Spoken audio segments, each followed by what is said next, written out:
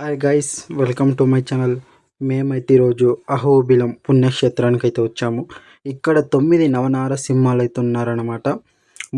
మొదటిది వచ్చేసి దిగువ అహోబిలంలో శ్రీ లక్ష్మీ నరసింహస్వామి మనకైతే దర్శనమిస్తారనమాట.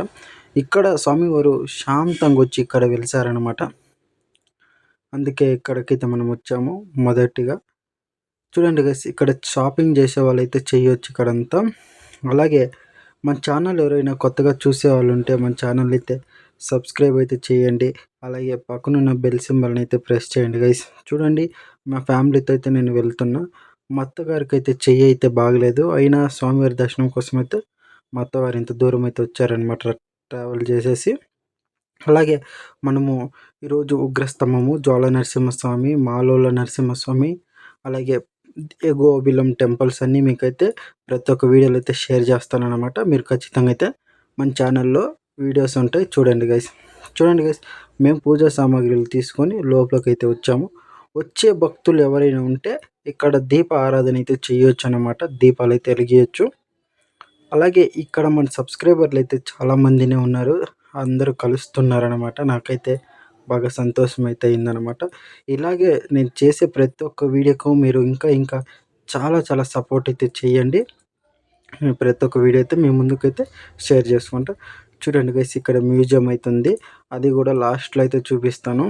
చూడండి, మేము స్వామివారి దర్శనానికి వెళ్ళి బయటకు వచ్చాక ఇక్కడ లక్ష్మీ నరసింహస్వామి విగ్రహం ఎత్తునింది. మీరు కూడా దర్శనం అయితే చేసుకోండి.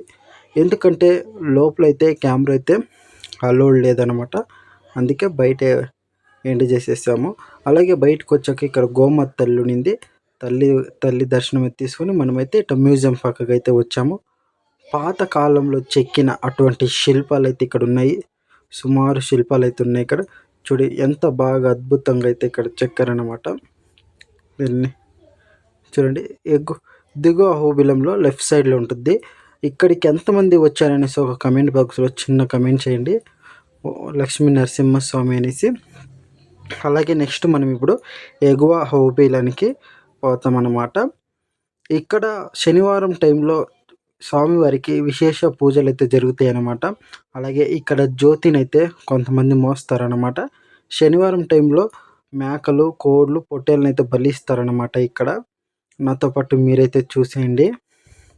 అప్పుడే మా సిస్టర్ అయితే దర్శనం చేసుకొని బయటకు వచ్చి మేము అప్పుడే బాయ్ బాయ్ అంటున్నాం.